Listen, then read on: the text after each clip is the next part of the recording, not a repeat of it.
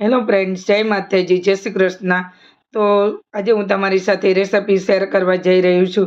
એકદમ નવી, અને તમે એની પહેલાં તમે ક્યારેય નહીં બનાવી હોય તો આને બનાવીને તમે જોશો, ગાજરમાં ગોળ ઉમેરીને. તો ગાજર અહીંયા આપણે સારા એવા લઈ લીધા છે, અને એકદમ આપણે લાલ લીધા છે અને થોડા જાડા છે.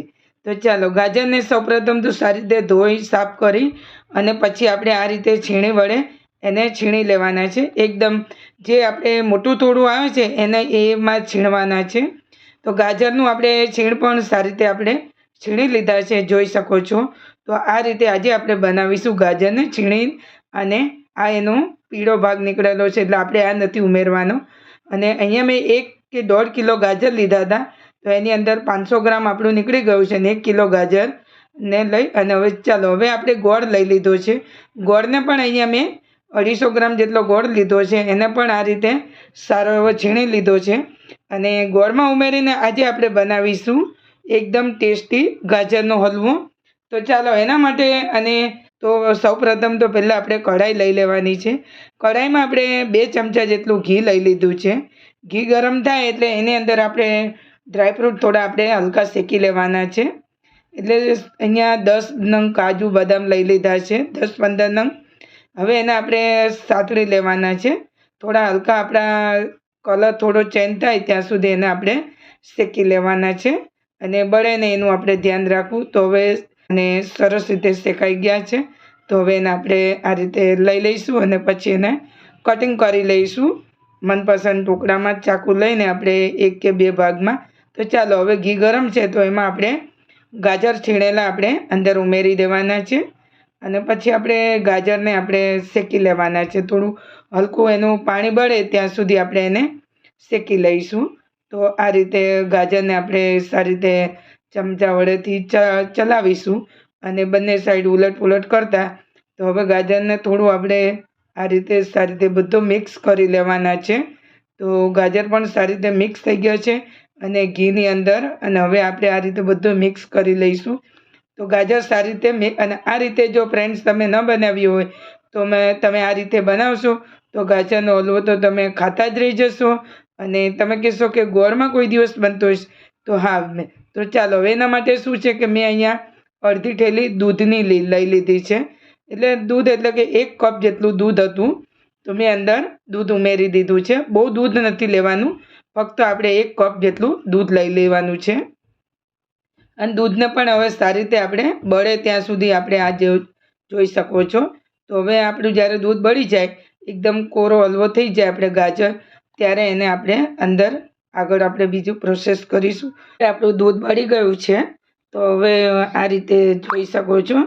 અને હવે આપણે એમાં એલચીનો પાવડર લઈ લઈશું અને ફ્લેવર માટે. અને પછી આપણે બીજું અડધી ચમચી આપણે અહીંયા મેં સૂંઠ પાવડર લઈ લીધો છે, ડ્રાય જિંજર.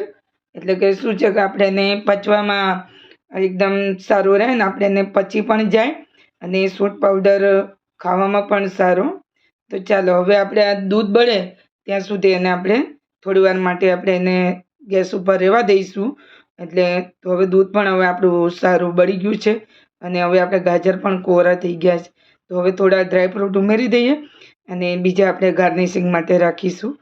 તો હવે ગાજર પણ આપણે આ રીતે થોડા ડ્રાય થવા આવ્યો છે, અને થોડું બળે એટલે થોડું ઘી છૂટે ને ત્યાં સુધી આપણે એને થોડું ચલાવતા રહીશું આ સમયે. હવે આ રીતે બનાવવાથી ખૂબ જ સરસ બને છે. અને હવે આપણે ગોળ ઉમેરી દઈશું, એટલે ગોળ પણ હવે ગોળમાં પણ પાણી છૂટશે. ગોળને આ રીતે આપણે સારી રીતે ચલાવવા દઈશું, અને ગોળનું જ્યારે પાણી બળી જાય અને ઘી છૂટે ને ત્યાં સુધી આપણે એને ચલાવતા રહેવાનું છે, અને ગેસ ફ્લેમ તમારે સ્લો રાખવાનું છે. નહીંતર શું છે, ગોળ બળી જાય ને તો એનું સ્મેલ પણ આવે, એટલે જ્યાં સુધી બળવો ન જોઈએ. અને જ્યારે તમે આ રીતે ગાજરનો રેસીપી કરતા હોય તો તમારે જાડા તળિયાવાળું જ વાસણ લેવું, એટલે શું છે કે તમારું બળે નહીં આ રીતે, અને બનવામાં પણ સારી રીતે એવું સરસ બની જાય. તો હવે આપણે આ રીતે ચલાવતા રહીશું, અને ગોળમાં પણ થોડું પાણી બળે ત્યાં સુધી આપણે એને ચલાવતા રહીશું. જોઈ શકો છો થોડું પાણી છૂટ્યું છે ગોળનું.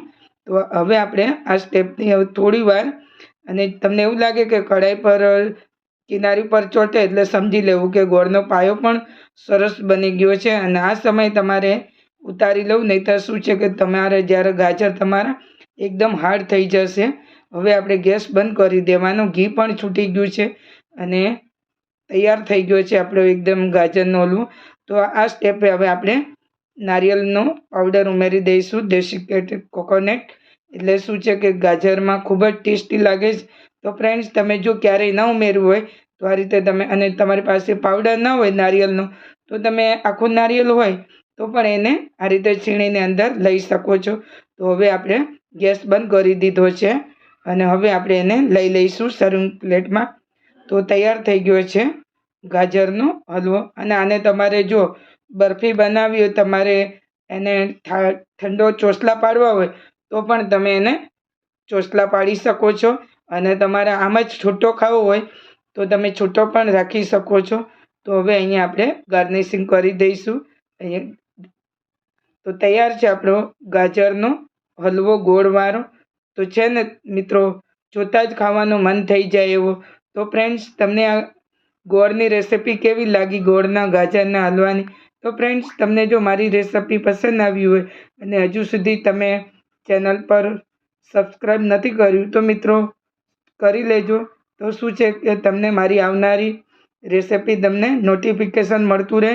તો મિત્રો, તમને મારી રેસિપી પસંદ આવી હશે, જરૂર પસંદ આવી હશે. તો ફ્રેન્ડ્સ, તમે મારા વિડીયો ક્યાં ક્યાંથી જુઓ છો તો મને કમેન્ટ કરીને જણાવશો, તો મને ખબર પડે કે મારા વ્યુઅર્સો મારી રેસિપી ક્યાં ક્યાંથી જોવે છે.